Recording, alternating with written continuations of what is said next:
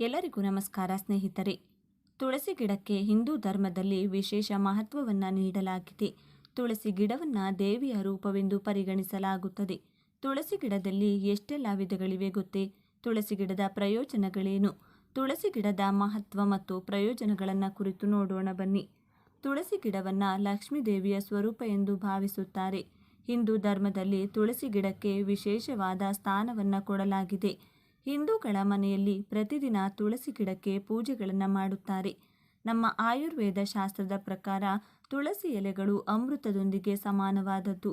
ತುಳಸಿ ಗಿಡವನ್ನು ಕ್ರಮ ತಪ್ಪದೆ ಪೂಜಿಸುತ್ತಾ ಹೋದರೆ ಲಕ್ಷ್ಮೀದೇವಿ ಆಶೀರ್ವಾದ ಸದಾಕಾಲ ನಮ್ಮ ಮೇಲಿರುತ್ತದೆ. ತುಳಸಿ ಗಿಡದ ಪ್ರಾಮುಖ್ಯತೆ, ಶ್ರೇಷ್ಠತೆಯ ಬಗ್ಗೆ ಈ ವಿಡಿಯೋದಲ್ಲಿ ವಿವರವಾಗಿ ತಿಳಿದುಕೊಳ್ಳೋಣ. ಆದರೆ ಅದಕ್ಕೂ ಮುಂಚೆ ನೀವಿನ್ನು ನಮ್ಮ ಚಾನಲ್ಗೆ ಸಬ್ಸ್ಕ್ರೈಬ್ ಆಗಿಲ್ಲ ಅಂದರೆ ಈಗಲೇ ಸಬ್ಸ್ಕ್ರೈಬ್ ಮಾಡಿಕೊಳ್ಳಿ. ಹಾಗೆ ವಿಡಿಯೋಗೆ ಲೈಕ್ ಮಾಡಿ, ವಿಡಿಯೋ ಸ್ಕಿಪ್ ಮಾಡದೆ ಕೊನೆ ತನಕ ನೋಡಿ. ಮನೆಯಲ್ಲಿ ತುಳಸಿ ಗಿಡ ಬೆಳೆಸಿದರೆ ಎಲ್ಲವೂ ಒಳ್ಳೆಯದೇ ನಡೆಯುತ್ತದೆ ಎಂದು ವಾಸ್ತುಶಾಸ್ತ್ರ ಹೇಳುತ್ತದೆ. ಮನೆಯಲ್ಲಿ ಬೆಳೆಸಿದ ತುಳಸಿ ಗಿಡವನ್ನು ದೇವರಿಗೆ ಸಮಾನವಾಗಿ ಪೂಜಿಸಬೇಕು. ಮಹಾವಿಷ್ಣು ಹಾಗೂ ಮಹಾಲಕ್ಷ್ಮಿಯನ್ನು ಒಲಿಸಿಕೊಳ್ಳಲು ತಪ್ಪದೆ ತುಳಸಿಯನ್ನು ಪೂಜಿಸಬೇಕು. ತುಳಸಿ ಗಿಡದಲ್ಲಿ ಸಕಲ ದೇವತೆಗಳು ನೆಲೆಸಿರುತ್ತಾರೆ. ತುಳಸಿ ಗಿಡವನ್ನು ಸಕಲ ದೇವತೆಗಳನ್ನು ಪೂಜಿಸಿದಂತೆಯೇ, ಏಕೆಂದರೆ 33 ಕೋಟಿ ದೇವತೆಗಳು ತುಳಸಿ ಗಿಡದಲ್ಲಿ ವಾಸವಿರುತ್ತಾರೆ. ಪ್ರತಿದಿನ ಬೆಳಿಗ್ಗೆ ನಿದ್ದೆಯಿಂದ ಎದ್ದ ಕೂಡಲೇ ಮೊದಲು ನಾವು ತುಳಸಿ ಗಿಡವನ್ನು ನೋಡಿದರೆ 3 ಲೋಕದಲ್ಲಿರುವ ಎಲ್ಲ ತೀರ್ಥಗಳ ದರ್ಶನ ಪಡೆದಷ್ಟು ಪುಣ್ಯ ಲಭಿಸುತ್ತದೆ ಎಂದು ಬ್ರಹ್ಮ ಪುರಾಣದಲ್ಲಿ ಹೇಳಿದ್ದಾರೆ. ಹಬ್ಬದ ದಿನಗಳಂದು ತುಳಸಿಯನ್ನು ಪೂಜಿಸಿದರೆ ದುಪ್ಪಟ್ಟು ಫಲ ಸಿಗುತ್ತದೆ. ಏಕೆಂದರೆ ಪವಿತ್ರವಾದ ಹಬ್ಬದ ದಿನಗಳಲ್ಲಿ ದೇವಾನುದೇವತೆಗಳು ಭೂಲೋಕಕ್ಕೆ ಬಂದು ನಮ್ಮನ್ನು ಆಶೀರ್ವದಿಸುತ್ತಾರೆ. ಹಾಗಾಗಿ ಮುಖ್ಯವಾಗಿ ಹಬ್ಬದ ದಿನಗಳಂದು ತುಳಸಿಯನ್ನು ಪೂಜಿಸಿದರೆ ಬೇಡಿದ ಎಲ್ಲ ಕೋರಿಕೆಗಳು ಕೂಡಲೇ ನೆರವೇರುತ್ತವೆ. ತುಳಸಿ ಗಿಡಕ್ಕೆ ಪ್ರತಿದಿನ ಪೂಜೆ ಮಾಡಲು ಸಾಧ್ಯವಾಗದವರು ದಿನ ಬೆಳಿಗ್ಗೆ ಸ್ನಾನ ಮಾಡಿದ ನಂತರ ತುಳಸಿ ಗಿಡಕ್ಕೆ ನೀರು ಹಾಕಿ ನಮಸ್ಕರಿಸಿದರೆ ಸಕಲ ಸಂಪತ್ತು ನಿಮ್ಮ ಸ್ವಂತವಾಗುತ್ತದೆ ಹಾಗೂ ಜನ್ಮ ಜನ್ಮಾಂತರದ ಪಾಪಗಳೆಲ್ಲವೂ ಹೋಗಿ ಪುಣ್ಯ ಲಭಿಸುತ್ತದೆ. ಗ್ರಂಥಗಳ ಪ್ರಕಾರ ಭಾನುವಾರದಂದು ತುಳಸಿ ಗಿಡಕ್ಕೆ ನೀರು ಹಾಕುವುದು, ಎಲೆಗಳನ್ನು ಕೀಳುವುದು ಮಾಡಬಾರದು. ಪೂಜೆ ಮಾಡುವಾಗ ಒಂದು ತಾಮ್ರದ ಚೊಂಬಿನಲ್ಲಿ ನೀರು, ಕೆಲವು ತುಳಸಿ ಎಲೆಗಳು, 2 ಲವಂಗ ಹಾಕಿ ದೇವರ ಕೋಣೆಯಲ್ಲಿಡಬೇಕು. ಪೂಜೆಯ ನಂತರ ಆ ನೀರನ್ನು ತೀರ್ಥದಂತೆ ತೆಗೆದುಕೊಳ್ಳಬೇಕು. ದೇವರ ಮುಂದೆ ಇರಿಸಿದಂತಹ ಆ ತುಳಸಿ ನೀರಿನಲ್ಲಿ ಅಪಾರವಾದಂತಹ ದೈವಶಕ್ತಿ ತುಂಬಿರುತ್ತದೆ. ಆ ರೀತಿ ಪೂಜೆ ಮಾಡಿದರೆ ದೇವರ ಅನುಗ್ರಹ ಕಲಗುತ್ತದೆ. ಪ್ರತಿ ಶುಕ್ರವಾರ ತುಳಸಿ ಗಿಡದ ಮುಂದೆ ದೀಪ ಇಟ್ಟು ಒಂದು ಚೊಂಬಿನಲ್ಲಿ ನೀರು, ಸ್ವಲ್ಪ ಅರಿಶಿನ, ಕುಂಕುಮ ಬೆರೆಸಿ ಮನಸ್ಸಿನಲ್ಲಿ ಲಕ್ಷ್ಮೀ ದೇವಿಯನ್ನು ನೆನೆಸಿಕೊಂಡು ತುಳಸಿ ಗಿಡಕ್ಕೆ ಆ ನೀರನ್ನು ಸಮರ್ಪಿಸಬೇಕು. ಈ ರೀತಿ ಮಾಡಿದರೆ ಐಶ್ವರ್ಯವಂತರಾಗುತ್ತೀರಿ. ಎಷ್ಟೋ ಶುಭ ಫಲ ಕಲಗುತ್ತದೆ. ಶುಕ್ರವಾರ ತುಳಸಿಯನ್ನು ಈ ರೀತಿ ಒಬ್ಬ ಗೃಹಿಣಿ ಪೂಜಿಸಿದರೆ ಆಕೆಯ ಸೌಭಾಗ್ಯ ಚಿರಕಾಲ ಉಳಿಯುತ್ತದೆ, ದೀರ್ಘ ಸುಮಂಗಲಿ ಯೋಗ ಬರುತ್ತದೆ ಎಂದು ಪುರಾಣಗಳಲ್ಲಿ ಉಲ್ಲೇಖಿಸಲಾಗಿದೆ. ಶಿವನಿಗೆ ಇಷ್ಟವಾದ ಸೋಮವಾರದಂದು ತುಳಸಿ ಗಿಡದ ಮುಂದೆ ಅಕ್ಕಿ ಹಿಟ್ಟಿನಿಂದ ಒಂದು ದೀಪವನ್ನು ತಯಾರಿಸಿ ಅದರಲ್ಲಿ ತುಪ್ಪ ಹಾಕಿ ದೀಪ ಹಚ್ಚಬೇಕು. ಉರಿಯುತ್ತಿರುವ ಆ ದೀಪದಲ್ಲಿ ಚಿಟಿಕೆ ಅರಿಶಿನ ಹಾಕಬೇಕು. ತುಳಸಿ ಗಿಡದ ಮುಂದೆ ಈ ರೀತಿ ದೀಪ ಇಟ್ಟರೆ ನಿಮ್ಮ ಮನೆಯಲ್ಲಿ ಎಷ್ಟೇ ಸಮಸ್ಯೆಗಳಿದ್ರೂ ಕೂಡ ಆಗುತ್ತದೆ. ಹಾಗೆಯೇ ಪ್ರತಿ ಶನಿವಾರ ತುಳಸಿ ಎಲೆಗಳನ್ನು ನಿಮ್ಮ ಮನೆಯಲ್ಲಿರುವ ದೇವರಿಗೆ ಸಮರ್ಪಿಸಿ ಪೂಜೆ ಮಾಡಿದರೆ ಕೆಲವು ತಲೆಮಾರುಗಳವರೆಗೂ ಕರಗದಂತಹ ಐಶ್ವರ್ಯ ಲಭಿಸುತ್ತದೆ ಎಂದು ಪುರಾಣಗಳಲ್ಲಿ ಉಲ್ಲೇಖಿಸಲಾಗಿದೆ. ಪ್ರತಿದಿನ ತುಳಸಿ ಗಿಡಕ್ಕೆ ಬೆಲ್ಲವನ್ನು ನೈವೇದ್ಯವಾಗಿ ಅರ್ಪಿಸಿದರೆ ನಿಮ್ಮ ಮೇಲೆ ಮಹಾವಿಷ್ಣು ಕೃಪೆ ಇರುತ್ತದೆ. ಇದರಿಂದ ನಿಮಗೆ ಎಂದೂ ಕೂಡ ಸಿರಿ ಸಂಪತ್ತಿಗೆ ಕೊರತೆ ಉಂಟಾಗುವುದಿಲ್ಲ. ಪ್ರತಿದಿನ ತುಳಸಿ ಮಾತೆಗೆ ಧೂಪ ತೋರಿಸಿ 3 ಪ್ರದಕ್ಷಿಣೆ ಹಾಕಬೇಕು. ಇದರಿಂದ ಕರ್ಮ ದೋಷಗಳೆಲ್ಲ ತೊಲಗುತ್ತವೆ. ಭೂಮಿಯಲ್ಲಿ ನೇರವಾಗಿ ತುಳಸಿ ಗಿಡವನ್ನು ನಾಟಿದರೆ ಒಳ್ಳೆಯದಲ್ಲ ಎಂದು ಜ್ಯೋತಿಷ್ಯ ಶಾಸ್ತ್ರ ಹೇಳುತ್ತಿದೆ. ತುಳಸಿ ಗಿಡವನ್ನು ಉತ್ತಮ ಫಲ ಪಡೆದುಕೊಳ್ಳಲು ಒಂದು ಪಾಟ್ ತುಳಸಿ ಕಟ್ಟೆ ಅಥವಾ ಮಡಿಕೆಯಲ್ಲಿ ಮಾತ್ರವೇ ತುಳಸಿಯನ್ನು ಬೆಳೆಸಬೇಕು. ಮನೆಯಲ್ಲಿ ತುಳಸಿ ಗಿಡ ಇದ್ದರೆ ಇಡೀ ಕುಟುಂಬಕ್ಕೆ ಸಂಪತ್ತು, ಸಿರಿಗೆ ಕೊರತೆ ಇರುವುದಿಲ್ಲ ಎಂದು ಶಾಸ್ತ್ರ ಹೇಳುತ್ತದೆ. ನಿಮ್ಮ ಮನೆಯಲ್ಲಿ ಆದಾಯ ಬೆಳೆಯಬೇಕು ಅಂದರೆ ಒಂದು ಕೆಂಪು ಬಟ್ಟೆಯೊಳಗೆ ಕೆಲವು ತುಳಸಿ ಎಲೆಗಳನ್ನು ಹಾಕಿ ಗಂಟು ಕಟ್ಟಿ ನೀವು ಹಣ ಇಡುವಂತಹ ಕಡೆ ಇಡಬೇಕು. ಆಗ ಮಹಾಲಕ್ಷ್ಮಿಯ ಅನುಗ್ರಹ ಪಡೆದುಕೊಳ್ಳಬಹುದು. ವಾರದಲ್ಲಿ ಒಂದು ಬಾರಿ ನಿಮ್ಮ ಮನೆಯಲ್ಲಿ ಎಲ್ಲ ಮೂಲೆಯಲ್ಲಿ ತುಳಸಿ ಅಂದರೆ ಒಂದು ಚೊಂಬಿನಲ್ಲಿ ಸ್ವಲ್ಪ ನೀರು, ಕೆಲವು ತುಳಸಿ ಎಲೆಗಳು, ಒಂದು ಚಿಟಿಕೆ ಅರಿಶಿನ, 1-2 ಕರ್ಪೂರ ಹಾಕಿ ಬೆರೆಸಿ ಆ ನೀರನ್ನು ಮನೆಯಲ್ಲಿ ಎಲ್ಲ ಮೂಲೆಯಲ್ಲೂ ಚಿಮುಕಿಸಬೇಕು. ಆಗ ನಿಮ್ಮ ಮನೆಯ ಮೇಲೆ ಯಾವುದಾದರೂ ಕೆಟ್ಟ ದೃಷ್ಟಿ ಅಥವಾ ನಕಾರಾತ್ಮಕ ಶಕ್ತಿ ಇದ್ದರೆ ಅದು ಹೊರಟು ಹೋಗುತ್ತೆ. ಮನೆಯಲ್ಲಿ ತುಳಸಿ ಬೆಳೆಸುವುದರಿಂದ ನೆಗೆಟಿವ್ ಎನರ್ಜಿ ನಶಿಸಿ ಪಾಸಿಟಿವ್ ಎನರ್ಜಿ ಬೆಳೆಯುತ್ತದೆ. ಅಂದರೆ ನಕಾರಾತ್ಮಕ ಶಕ್ತಿ ಹೋಗಿ ಸಕಾರಾತ್ಮಕ ಶಕ್ತಿ ಹೆಚ್ಚಾಗುತ್ತದೆ. ವಾಸ್ತುಶಾಸ್ತ್ರದ ಪ್ರಕಾರ ತುಳಸಿ ಗಿಡವನ್ನು ಪೂರ್ವ ದಿಕ್ಕಿನಲ್ಲಿ ಬೆಳೆಸಿದರೆ ಅದೃಷ್ಟ. ಇಲ್ಲಿಡಲು ಅವಕಾಶ ಇಲ್ಲದಿದ್ದರೆ ಉತ್ತರ ಅಥವಾ ಈಶಾನ್ಯ ದಿಕ್ಕಿನಲ್ಲಿ ಬೆಳೆಸಬಹುದು. ಪೂಜೆಯಲ್ಲಿ ತುಳಸಿ ಎಲೆ ಬಳಸಿದ ತುಂಬ ಒಳ್ಳೆಯದು. ತುಳಸಿ ಇಲ್ಲದ ಪೂಜೆ ಅಸಂಪೂರ್ಣವಾಗಿ ಉಳಿದು ಹೋಗುತ್ತದೆ. ಮನೆಯಲ್ಲಿ ಯಾವಾಗಲೂ 2 ತುಳಸಿ ಗಿಡಗಳನ್ನು ಬೆಳೆಸಬೇಕು. ಒಂದು ಗಿಡಕ್ಕೆ ಮಾತ್ರ ಪೂಜೆ ಮಾಡಬೇಕು. ಆ ಗಿಡದಿಂದ ಪೂಜೆಗೆಂದು ಕಷಾಯಕ್ಕೆಂದು ಎಲೆಗಳನ್ನು ಕೀಳಬಾರದು. ಇನ್ನೊಂದು ಗಿಡದ ಎಲೆಗಳನ್ನು ಬಳಸಿಕೊಳ್ಳಬೇಕು. ಶಾಸ್ತ್ರಗಳ ಪ್ರಕಾರ ಸ್ನಾನ ಮಾಡದೆ ತುಳಸಿ ಗಿಡವನ್ನು ಮುಟ್ಟಬಾರದು. ಸಾಧ್ಯವಾದರೆ ಅದರ ಆಸುಪಾಸಿನಲ್ಲೂ ಕೂಡ ಹೋಗಬೇಡಿ. ತುಳಸಿ ಕೋಟೆಯೊಳಗೆ ಅಧಿಕವಾಗಿ ಅರಿಶಿನ ಕುಂಕುಮ ಹಾಕಬಾರದು. ಆ ರೀತಿ ಮಾಡಿದರೆ ಮಣ್ಣಿನಲ್ಲಿರುವಂತಹ ಪೋಷಕಾಂಶಗಳು ನಶಿಸಿ ಗಿಡ ಒಣಗುವ ಸಾಧ್ಯತೆ ಇದೆ. ತುಳಸಿಯನ್ನು ಕ್ರಮ ತಪ್ಪದೆ ಪೂಜೆ ಮಾಡುತ್ತಿದ್ದರೆ ನಿಮ್ಮ ವ್ಯಕ್ತಿಗತ ಜೀವನದಲ್ಲಿರುವ ಸಮಸ್ಯೆಗಳೆಲ್ಲದಕ್ಕೂ ಕೂಡ ಪರಿಷ್ಕಾರ ಮಾರ್ಗ ಲಭಿಸುತ್ತದೆ. ತುಳಸಿಯನ್ನು ಪೂಜಿಸುವಾಗ ಒಂದು ಶಕ್ತಿಯುತವಾದ ಮಂತ್ರವನ್ನು ಪಠಿಸುತ್ತಾ ಪೂಜೆ ಮಾಡಿದರೆ ತುಂಬ ಒಳ್ಳೆಯದು. ಆ ಮಂತ್ರ ಮಹಾಪ್ರಸಾದ ಜನನಿ ಸರ್ವ ಸೌಭಾಗ್ಯವರ್ಧಿನಿ ಆದಿ ವ್ಯಾಧಿ ಹರ ನಿತ್ಯಂ ತುಳಸಿಂ ನಮೋಸ್ತುತೆ. ಈ ಮಂತ್ರವನ್ನು ಪಠಿಸುತ್ತಾ ತುಳಸಿ ದೇವಿಯನ್ನು ಪೂಜಿಸಬೇಕು. ಜ್ಯೋತಿಷ್ಯ ಶಾಸ್ತ್ರದ ಪ್ರಕಾರ ಪ್ರತಿ ಶುಕ್ರವಾರ ತುಳಸಿ ಗಿಡಕ್ಕೆ ನೀರಿನೊಂದಿಗೆ ಸ್ವಲ್ಪ ಕಬ್ಬಿನ ರಸವನ್ನು ಸಮರ್ಪಿಸಿದರೆ ನಿಮ್ಮ ಮನೆಯಲ್ಲಿ ಯಾವಾಗಲೂ ಸಂಪತ್ತು, ಸಂತೋಷ, ಶಾಂತಿ ಇರುತ್ತದೆ. ಎಲ್ಲ ರೀತಿಯಾದ ಕಷ್ಟಗಳಿಂದ ಉಪಶಮನ ಕಲಗುತ್ತದೆ. ತುಳಸಿಯನ್ನು ಪೂಜಿಸಿದರೆ ದೇವತೆಗಳ ಅನುಗ್ರಹ ಅತಿ ಶೀಘ್ರದಲ್ಲಿ ಪಡೆದುಕೊಳ್ಳಬಹುದು. ಕಷ್ಟ, ಬಡತನ, ನಕಾರಾತ್ಮಕ ಶಕ್ತಿ ಇರುವಂತಹ ಮನೆಗಳಲ್ಲಿ ತುಳಸಿ ಗಿಡವನ್ನು ಬೆಳೆಸಿ ಭಕ್ತಿಯಿಂದ, ಶುಚಿ ಶುಭ್ರತೆಯಿಂದ ಕ್ರಮ ತಪ್ಪದೆ ಪೂಜಿಸಿದರೆ ಇವೆಲ್ಲವೂ ಕೂಡ ತೊಲಗಿ ಹೋಗುತ್ತದೆ. ಸದಾಕಾಲ ಸಂತೋಷದಿಂದ, ಸೌಕರ್ಯದಿಂದ ಬದುಕಬಹುದು. ತುಳಸಿಯಲ್ಲಿ ಒಟ್ಟು 5 ವಿಧಗಳಿವೆ. ಅವುಗಳೆಂದರೆ ಶ್ಯಾಮ ತುಳಸಿ, ರಾಮ ತುಳಸಿ, ಶ್ವೇತ ತುಳಸಿ, ವನ ತುಳಸಿ ಮತ್ತು ನಿಂಬೆ ತುಳಸಿ. ಶ್ಯಾಮ ತುಳಸಿ ಎಲೆಗಳು ಆಳವಾದ ನೇರಳೆ ಬಣ್ಣವನ್ನು ಹೊಂದಿರುತ್ತವೆ. ಅದಕ್ಕಾಗಿಯೇ ಇದನ್ನು ಶ್ಯಾಮ ತುಳಸಿ ಎಂದು ಕರೆಯಲಾಗುತ್ತದೆ. ತುಳಸಿಯ ಕಪ್ಪು ಬಣ್ಣದಿಂದಾಗಿ ಅದು ಶ್ರೀಕೃಷ್ಣನಿಗೆ ತುಂಬ ಪ್ರಿಯವಾಗಿದೆ ಎಂದು ಹೇಳಲಾಗುತ್ತದೆ. ಇದನ್ನು ಕೃಷ್ಣ ತುಳಸಿ ಎಂದು ಕೂಡ ಕರೆಯಲಾಗುತ್ತದೆ. ರಾಮ ತುಳಸಿ, ಇದರ ಎಲೆಗಳು ಹಸಿರು ಬಣ್ಣದಲ್ಲಿರುತ್ತವೆ. ಅಲ್ಲದೆ ಈ ತುಳಸಿ ಭಗವಾನ್ ರಾಮನಿಗೆ ತುಂಬ ಪ್ರಿಯವಾದ ತುಳಸಿಯಾಗಿದೆ. ಆದ್ದರಿಂದ ಇದನ್ನು ರಾಮ ತುಳಸಿ ಎಂದು ಕರೆಯಲಾಗುತ್ತದೆ. ರಾಮ ತುಳಸಿ ಎಲೆಗಳು ಸಿಹಿಯಾದ ಅನುಭವವನ್ನು ನೀಡುತ್ತದೆ. ಈ ತುಳಸಿಯನ್ನು ಮನೆಯಲ್ಲಿ ನೆಡುವುದು ತುಂಬ ಮಂಗಳಕರವೆಂದು ಪರಿಗಣಿಸಲಾಗಿದೆ. ಇದನ್ನು ಮನೆಯಲ್ಲಿ ನೆಡುವುದರಿಂದ ಆ ಮನೆಯಲ್ಲಿ ಪ್ರಗತಿಯಾಗುತ್ತದೆ ಎನ್ನುವ ನಂಬಿಕೆ ಇದೆ. ಶ್ವೇತ ತುಳಸಿ ಅಥವಾ ಬಿಳಿ ತುಳಸಿಯನ್ನು ವಿಷ್ಣು ತುಳಸಿ ಎಂದು ಕರೆಯುತ್ತಾರೆ. ಬಿಳಿ ಬಣ್ಣದ ಈ ತುಳಸಿಯನ್ನು ನಾವು ಹೂಗಳನ್ನು ಕೂಡ ನೋಡಬಹುದು. ಈ ಕಾರಣಕ್ಕಾಗಿ ಇದನ್ನು ಬಿಳಿ ತುಳಸಿ ಎಂದು ಕರೆಯಲಾಗುತ್ತದೆ. ಇದನ್ನು ವಿಷ್ಣುವಿನ ಪೂಜೆಯಲ್ಲಿ ಹೆಚ್ಚಾಗಿ ಬಳಸುವ ಸಂಪ್ರದಾಯವಿದೆ. ವನ ತುಳಸಿ ಮತ್ತು ನಿಂಬೆ ತುಳಸಿ. ವನ ತುಳಸಿಯನ್ನು ಅರಣ್ಯ ತುಳಸಿ ಎಂದು ಕರೆಯಲಾಗುತ್ತದೆ. ಇದರ ಎಲೆಗಳು ದಟ್ಟವಾಗಿರುತ್ತವೆ. ಮತ್ತೊಂದೆಡೆ ನಿಂಬೆ ತುಳಸಿ ಬಗ್ಗೆ ಹೇಳುವುದಾದರೆ ಈ ಪವಿತ್ರ ತುಳಸಿ ಗಿಡದ ಎಲೆಗಳು ನೋಡಲು ನಿಂಬೆ ಗಿಡದ ಎಲೆಗಳಂತೆಯೇ ಇರುತ್ತವೆ. ಇದನ್ನು ಪ್ರಹ್ಲಾದ ತುಳಸಿ ಎಂದು ಕೂಡ ಕರೆಯಲಾಗುತ್ತದೆ. ತುಳಸಿ ಪರಿಹಾರಗಳು. ತುಳಸಿ ಎಲೆಗಳಿಂದ ಸ್ನಾನ ಮಾಡುವುದರಿಂದ ದೇಹದಲ್ಲಿ ನಕಾರಾತ್ಮಕ ಶಕ್ತಿ ನೆಲೆಸುವುದಿಲ್ಲ. ತುಳಸಿ ಎಲೆಗಳನ್ನು ಕೆಂಪು ಬಟ್ಟೆಯಲ್ಲಿ ಕಟ್ಟಿ ನೀವು ಹಣ ಇರಿಸುವ ಸ್ಥಳದಲ್ಲಿ ಇಟ್ಟರೆ ಲಕ್ಷ್ಮೀದೇವಿಯ ಅನುಗ್ರಹ ದೊರಕುವುದು. ತುಳಸಿ ಎಲೆಗಳನ್ನು ಹಳದಿ ಬಟ್ಟೆಯಲ್ಲಿ ಕಟ್ಟಿ ಅಂಗಡಿ ಅಥವಾ ವ್ಯಾಪಾರ ಮಾಡುವ ಸ್ಥಳದಲ್ಲಿ ಇಟ್ಟುಕೊಂಡರೆ ಪ್ರಗತಿ ಸಾಧಿಸಬಹುದು. ಈ ವಿಡಿಯೋ ನಿಮಗೆ ಇಷ್ಟವಾದಲ್ಲಿ ಲೈಕ್ ಹಾಗೂ ಶೇರ್ ಮಾಡಿ. ಇಂತಹ ಉಪಯುಕ್ತವಾದ ಮಾಹಿತಿಗಳಿಗಾಗಿ ತಪ್ಪದೇ ನಮ್ಮ ಚಾನಲನ್ನು ಸಬ್ಸ್ಕ್ರೈಬ್ ಮಾಡಿಕೊಳ್ಳಿ. ಎಲ್ಲರೂ ಭಕ್ತಿಯಿಂದ ಓಂ ಶ್ರೀ ಮಹಾಲಕ್ಷ್ಮಿ ನಮಃ ಅಂತ ಕಮೆಂಟ್ ಮಾಡಿ. ತುಳಸಿ ಪೂಜೆ ಬಗ್ಗೆ ತುಂಬ ಜನರಿಗೆ ತುಂಬ ಸಂದೇಹಗಳಿವೆ. ತುಳಸಿ ಪೂಜೆ ಯಾವ ರೀತಿ ಮಾಡಬೇಕು? ತುಳಸಿ ಕೂಡ ಒಂದು ಗಿಡ ತಾನೇ, ಅದನ್ನು ಯಾಕೆ ಪೂಜೆ ಮಾಡಬೇಕು? ತುಳಸಿ ಪೂಜೆ ಯಾವ ಸಮಯದಲ್ಲಿ ಬೇಕಾದರೂ ಮಾಡಬಹುದಾ ಅಥವಾ ಅದಕ್ಕೆ ಅಂತ ಪ್ರತ್ಯೇಕವಾದ ಸಮಯ ಇರುತ್ತದೆ? ತುಳಸಿಯನ್ನು ತುಳಸಿ ದೇವತೆ ಎಂದು ಅಮ್ಮನವರ ರೂಪದಲ್ಲಿ ಪೂಜಿಸೋಕೆ ಕಾರಣ ಏನು? ಈ ವಿಡಿಯೋದಲ್ಲಿ ಈ ಎಲ್ಲ ಪ್ರಶ್ನೆಗಳಿಗೆ ಉತ್ತರ ಕೊಡ್ತೀನಿ. ಆದರೆ ಅದಕ್ಕೂ ಮುಂಚೆ ನೀವಿನ್ನು ನಮ್ಮ ಚಾನಲ್ನ ಸಬ್ಸ್ಕ್ರೈಬ್ ಮಾಡ್ಕೊಂಡಿಲ್ಲ ಅಂದರೆ ಖಂಡಿತ ಈಗಲೇ ಸಬ್ಸ್ಕ್ರೈಬ್ ಮಾಡ್ಕೊಳ್ಳಿ. ಹಾಗೆ ಈ ವಿಡಿಯೋ ಇಷ್ಟ ಆದರೆ ಮರೆಯದೆ ಒಂದು ಲೈಕ್ ಕೊಡಿ. ವೃಂದಾದೇವಿ ಅಂದರೆ ತುಳಸಿ ದೇವಿ, ವೃಂದಾವನ ಅಂದರೆ ತುಳಸಿವನ. ನಮಗೆ ಗೊತ್ತಿರುವಂತೆ ಶ್ರೀಕೃಷ್ಣ ಬೆಳೆದಿದ್ದು ವೃಂದಾವನದಲ್ಲಿ. ಅವರ ಬಾಲ್ಯ ಯೌವನ ಕೂಡ ಅಲ್ಲೇ ಆಗಿತ್ತು. ಶ್ರೀಕೃಷ್ಣ ವೃಂದಾವನದಲ್ಲಿ ತೋರಿಸಿದಂತಹ ಪ್ರತಿ ಲೀಲೆಗೂ ಪ್ರತ್ಯಕ್ಷ ಸಾಕ್ಷಿ ಬೃಂದಾದೇವಿ. ಶ್ರೀಕೃಷ್ಣನಿಗೆ ಯಾವ ಸಮಯಕ್ಕೆ ಏನು ಬೇಕು ಅದನ್ನು ಅರ್ಥ ಮಾಡಿಕೊಂಡು ಬೃಂದಾದೇವಿ ಅಂದರೆ ತುಳಸಿ ದೇವಿ ಅದನ್ನು ಅಲ್ಲಿ ಸೃಷ್ಟಿಸುತ್ತಿದ್ದಳು.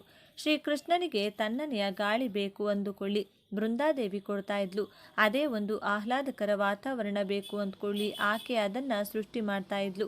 ಈ ರೀತಿ ಬೃಂದಾದೇವಿ ಅಂದರೆ ಶ್ರೀಕೃಷ್ಣನಿಗೆ ಅತ್ಯಂತ ಪ್ರೀತಿ. ಬರೀ ಕೃಷ್ಣನಿಗೆ ಮಾತ್ರವಲ್ಲದೆ ತುಳಸಿ ದೇವಿ ಅಂದರೆ ಎಲ್ಲ ದೇವಾನುದೇವತೆಗಳಿಗೂ ಕೂಡ ತುಂಬ ಪ್ರೀತಿ. ಆದ್ದರಿಂದಲೇ ದೇವರಿಗೆ ಸಮರ್ಪಿಸುವ ತೀರ್ಥವಾಗಲಿ ಅಥವಾ ನೈವೇದ್ಯವಾಗಲಿ ಎಲ್ಲದರಲ್ಲೂ ತುಳಸಿಯನ್ನು ಹಾಕಿ ಸಮರ್ಪಿಸಬೇಕು. ಇಲ್ಲದಿದ್ದರೆ ನೀವು ಇಡುವಂತಹ ತೀರ್ಥವಾಗಲಿ ಅಥವಾ ನೈವೇದ್ಯವಾಗಲಿ ದೇವರಿಗೆ ಸೇರಲ್ಲ. ದೇವರಿಗೆ ಮಾಡುವಂತಹ ಅಭಿಷೇಕದ ನೀರಲ್ಲೂ ಕೂಡ ತುಳಸಿಯನ್ನು ಹಾಕಿರಲೇಬೇಕು. ತುಳಸಿ ದೇವಿ ನಮಗೆ ದೇವರ ಮೇಲೆ ಭಕ್ತಿಯನ್ನು ಕೊಡುತ್ತಾಳೆ. ಅಂದರೆ ನಮಗೆ ದೇವರ ಮೇಲೆ ಭಕ್ತಿ ಬರೋ ಥರ ಮಾಡ್ತಾಳೆ. ಸಾಮಾನ್ಯವಾಗಿ ಜನರು ಹೇಳೋ ಪ್ರಕಾರ ತುಳಸಿ ಪೂಜೆಯನ್ನು ಹೆಂಗಸರು ಮಾತ್ರ ಮಾಡಬೇಕು. ಈ ಕತೆ ಯಾಕೆ ಬಂತು ಅಂದರೆ ನಾರ್ಮಲ್ ಆಗಿ ಮನೆಗಳಲ್ಲಿ ಹೆಂಗಸರು ಮಾತ್ರನೇ ತುಳಸಿ ಪೂಜೆ ಮಾಡೋದ್ರಿಂದ. ಆದರೆ ಅದು ತಪ್ಪು ಭಾವನೆ. ಯಾರಿಗೆ ದೇವರ ಮೇಲೆ ಭಕ್ತಿ ಬೇಕು ಅವರೆಲ್ಲರೂ ಕೂಡ ತುಳಸಿ ದೇವಿಯ ಆಶ್ರಯ ಪಡೆಯಬೇಕು. ಮಹಿಳೆಯರಾಗಿರಬಹುದು, ಪುರುಷರಾಗಿರಬಹುದು, ಯಾರು ಬೇಕಾದರೂ ತುಳಸಿ ದೇವಿಯನ್ನು ಪೂಜೆ ಮಾಡಬಹುದು. ಇನ್ನು ತುಳಸಿ ದೇವಿಯ ಆರಾಧನೆಗೆ ದೊಡ್ಡ ಕಷ್ಟ ಏನೂ ಇಲ್ಲ. ತುಳಸಿ ದೇವಿಗೆ ಅಂತ ಒಂದು ಸಪ್ರೇಟ್ ಆಗಿರೋ ಲೋಟವನ್ನು ತೆಗೆದಿಟ್ಟುಕೊಳ್ಳಿ. ಅದನ್ನು ನೀವು ಟೀ ಕಾಫಿ ಕುಡಿಯೋಕ್ಕೆ ಬಳಸೋಕೆ ಹೋಗಬೇಡಿ. ಆ ಲೋಟದಲ್ಲಿ ಪ್ರತಿದಿನ ತುಳಸಿ ಗಿಡಕ್ಕೆ ನೀರು ಹಾಕಿ ಗಿಡದ ಸುತ್ತ 3 ಪ್ರದಕ್ಷಿಣೆ ಹಾಕಿ ಗಿಡದ ಮುಂದೆ ಒಂದು ದೀಪ ಹಚ್ಚಿಟ್ಟು ಕೈ ಜೋಡಿಸಿ ನಮಸ್ಕಾರ ಮಾಡಿಕೊಳ್ಳಿ. ತುಳಸಿ ದೇವಿಯದು ಯಾವುದಾದರೂ ಮಂತ್ರ ಗೊತ್ತಿದ್ರೆ ಹೇಳಿ, ಇಲ್ಲದಿದ್ದರೆ ಓಂ ತುಳಸಿ ದೇವಿಯೇ ನಮಃ ಅಂತ 3 ಸಲ ಹೇಳ್ತಾ ತುಳಸಿ ಪೂಜೆಯನ್ನು ಮುಗಿಸಬಹುದು. ಕೊನೆಯಲ್ಲಿ ಅಮ್ಮ ನನಗೆ ದೇವರ ಮೇಲೆ ಭಕ್ತಿ ಕೊಡು ಅಂತ ಕೇಳಿಕೊಳ್ಳಿ. ಇದು ಮಾಡೋಕ್ಕೆ 5 ನಿಮಿಷ ಸಮಯ ಹಿಡಿಯುತ್ತದೆ ಅಷ್ಟೇ. ಇದನ್ನು ನೀವು ಬೆಳಿಗ್ಗೆ ಅಥವಾ ಸಂಜೆ ಸಾಧ್ಯ ಆದರೆ 2 ಹೊತ್ತು ಕೂಡ ಈ ರೀತಿ ಮಾಡಿದರೆ ಕೆಲವೇ ದಿನಗಳಲ್ಲಿ ತುಳಸಿ ದೇವಿಯ ಅನುಗ್ರಹದಿಂದ ನಿಮಗೆ ದೇವರ ಮೇಲೆ ವಿಪರೀತವಾದ ಭಕ್ತಿ ಶುರುವಾಗುತ್ತದೆ. ದೇವರ ಅನುಗ್ರಹ ಕೂಡ ಬೇಗನೆ ನಿಮಗೆ ಸಿಗುತ್ತೆ. ಈಗ ಎಲ್ಲರಲ್ಲೂ ಇರೋ ಇನ್ನೊಂದು ಸಂದೇಹ ಏನಪ್ಪ ಅಂದರೆ, ನಾವು ಪ್ರತಿದಿನ ದೇವತೆ ಅಂತ ತುಳಸಿ ಗಿಡನ ಪೂಜೆ ಮಾಡ್ತೀವಿ. ಆ ರೀತಿ ನಾವು ಪೂಜೆ ಮಾಡೋ ಗಿಡದಿಂದ ಎಲೆಗಳನ್ನು ಪೂಜೆಗಂತ ಅಥವಾ ತೀರ್ಥಕ್ಕೆ, ಪ್ರಸಾದಕ್ಕೆ ಅಂತ ಯಾವುದಕ್ಕಾದರೂ ಕೀಳಬಹುದಾ ಅಂತ. ಇಲ್ಲಿ ವಿಷಯ ಏನಂದರೆ, ನಾವು ಹೂವಿನ ಗಿಡ ಕೂಡ ಬೆಳೆಸ್ತೀವಿ. ಯಾಕಂದರೆ ಆ ಹೂಗಳನ್ನು ಕಿತ್ತು ದೇವರಿಗೆ ಅರ್ಪಿಸೋಕೆ. ತುಳಸಿ ದೇವಿಗೆ ಇರುವಂಥ ಪ್ರತ್ಯೇಕತೆ ಏನಂದರೆ, ಆಕೆ ಒಂದು ಸ್ಪಿರಿಚುವಲ್ ಪರ್ಸನಾಲಿಟಿ. ತುಳಸಿ ದೇವಿಯ ಅವತಾರ ಪಡೆದಿರೋದೇ ಶ್ರೀಕೃಷ್ಣನಿಗೆ ಸೇವೆ ಮಾಡೋದಕ್ಕೆ. ಆಕೆ ಅವತಾರ ಪಡೆದಿರೋದೇ ಕೃಷ್ಣನಿಗಾಗಿ ಅಂದಮೇಲೆ ಭಗವಂತನಿಗೆ ಆಕೆಯನ್ನು ಅರ್ಪಿಸುವುದರಲ್ಲಿ ಯಾವ ತಪ್ಪು ಅಥವಾ ಸಮಸ್ಯೆ ಇಲ್ಲ. ಆದರೆ ಇಷ್ಟು ಹೇಳಿದ ಮೇಲೂ ಕೂಡ ನಿಮಗೆ ಪೂಜೆ ಮಾಡೋ ತುಳಸಿ ಗಿಡದಿಂದ ಎಲೆ ಕೀಳೋಕೆ ಇಷ್ಟ ಇಲ್ಲ ಅಂದರೆ ನೀವು ಧಾರಾಳವಾಗಿ 2 ಗಿಡಗಳನ್ನು ಬೆಳೆಸಿಕೊಳ್ಳಬಹುದು. ಒಂದು ಗಿಡಕ್ಕೆ ಪೂಜೆ ಮಾಡಿ ಇನ್ನೊಂದು ಗಿಡವನ್ನು ದೇವರ ಪೂಜೆಗಂತ ಬಳಸಿಕೊಳ್ಳಿ. ಆದರೆ ತುಳಸಿ ಎಲೆಗಳನ್ನು ಕೀಳುವಾಗ ಒಂದು ವಿಷಯ ನೆನಪಿಟ್ಟುಕೊಳ್ಳಿ, ಉಗುರು ಬಳಸಿ ತುಳಸಿ ಎಲೆಗಳನ್ನು ಯಾವಾಗಲೂ ಕೂಡ ಕೀಳಬಾರದು. 2 ಬೆರಳುಗಳ ಮಧ್ಯದಲ್ಲಿ ಎಲೆಗಳನ್ನು ಹಿಡಿದುಕೊಂಡು ಕೀಳಬೇಕು. ಇನ್ನೊಂದೇನಪ್ಪ ಅಂದರೆ, ದ್ವಾದಶಿ ದಿನ ಅಂದರೆ ಏಕಾದಶಿಯ ಮಾರನೆಯ ದಿನ ತುಳಸಿ ಎಲೆಯನ್ನು ಕೀಳಬಾರದು. ಇದನ್ನು ಹೊರತುಪಡಿಸಿ ಮಂಗಳವಾರ, ಶುಕ್ರವಾರ, ಶನಿವಾರ ಯಾವಾಗ ಬೇಕಾದರೂ ನೀವು ತುಳಸಿ ಎಲೆಗಳನ್ನು ಕಿತ್ತುಕೊಳ್ಳಬಹುದು. ಇದಕ್ಕೆ ಕಾರಣ ಏನಂದರೆ, ತುಳಸಿ ದೇವಿ ಕೂಡ ಏಕಾದಶಿ ವ್ರತವನ್ನು ಮಾಡ್ತಾರೆ.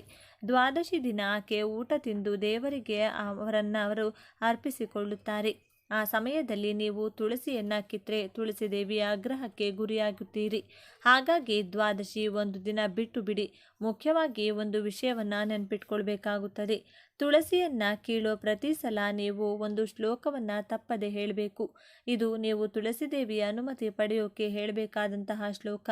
ತುಳಸ್ಯ ಅಮೃತ ಜನ್ಮಾಸ್ಮಿ ಸದಾತ್ವಂ ಕೇಶವ ಪ್ರಿಯಂ ಕೇಶವರ್ಥಹಂ ಚಿನೋಮಿ ವರದಾಭವ ಶೋಭನೆ.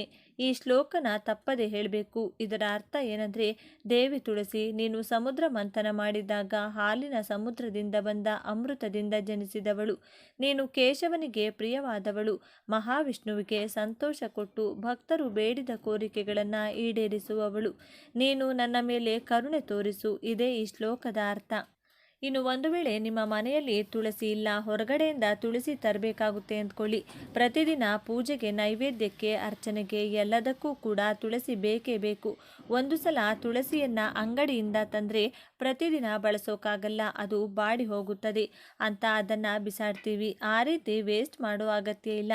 ನೀವು ಅಂಗಡಿಯಿಂದ ಏನಾದರೂ ತುಳಸಿ ತಂದರೆ ಮೊದಲು ತುಳಸಿಯ ಪ್ರತಿ ಎಲೆಯನ್ನು ಬಿಡಿಸಿ ತೊಳೆದು ಒಂದು ಬಟ್ಟೆ ಮೇಲೆ ಹಾಕಿ ಬಿಟ್ಟು ಬಿಡಿ. ಅದು ಪೂರ್ತಿಯಾಗಿ ಒಣಗಿದ ಮೇಲೆ ನೀವು ಅದನ್ನು ಒಂದು ಡಬ್ಬಿಯಲ್ಲಿ ತುಂಬಿಟ್ಟುಕೊಳ್ಳಬೇಕು.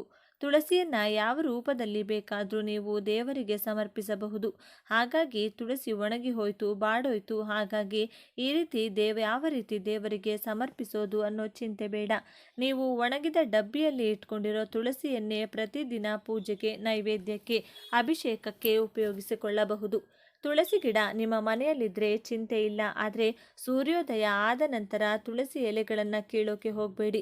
ಒಂದೊಂದು ಸಲ ತುಳಸಿ ಎಲೆಗಳು ತಾನಾಗಿ ಗಿಡದಿಂದ ಕೆಳಗೆ ಉದುರಿ ಹೋಗಿರುತ್ತೆ. ಅದನ್ನು ಕೂಡ ನೀವು ಆಯ್ಕೊಂಡು ನಾನು ಹೇಳಿದಂತೆ ತೊಳೆದು ಒಣಗಿಸಿ ಡಬ್ಬಿಲಿ ಹಾಕಿಟ್ಕೊಳ್ಳಿ.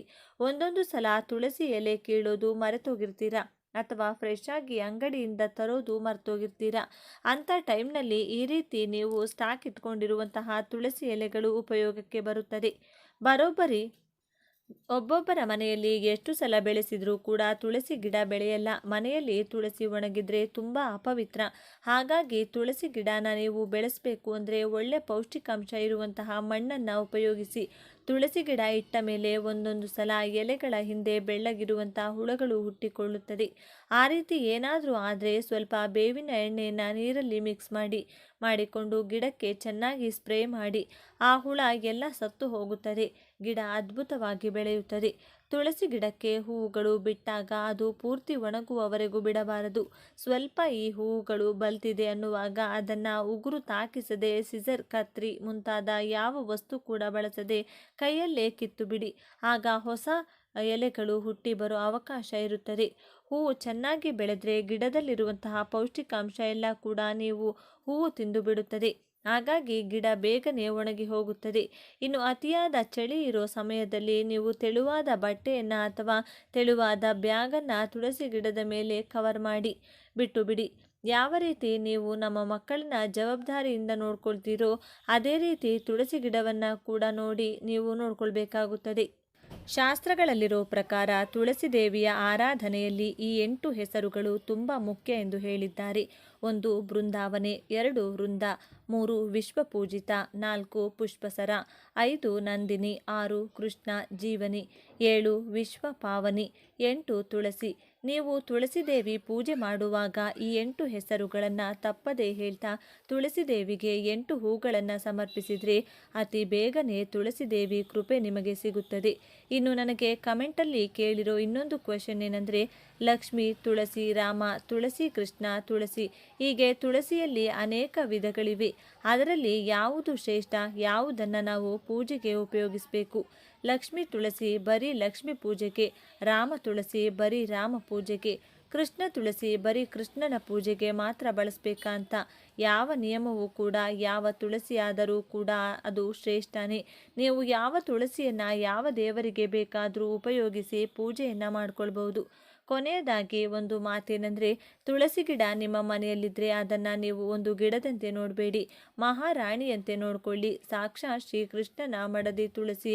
ಒಂದು ಸಂದರ್ಭದಲ್ಲಿ ಶ್ರೀಕೃಷ್ಣ ತುಳಸಿ ದೇವಿಯನ್ನು ಕೂಡ ವಿವಾಹವಾದಂತೆ ನಮ್ಮ ಪುರಾಣಗಳು ಹೇಳುತ್ತವೆ.